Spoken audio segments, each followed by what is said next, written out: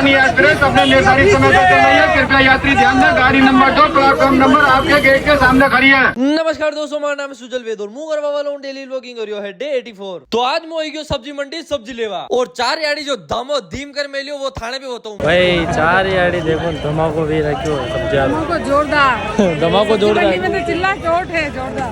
और बट एक जनो को तेज बोले तो दूसरा जनो और थोड़ा तेज बोले, यो मतलब कंपटीशन चाली रहो है। अरे कई आवे यू तो बताओ। और मार ला रहे हनु भी, और हनु भी वाला की चाचू मैंने कटे ले नहीं किया और आएगी मंडी में, और आना है मंडी में। हाँ और आना है, और आना है मंडी में।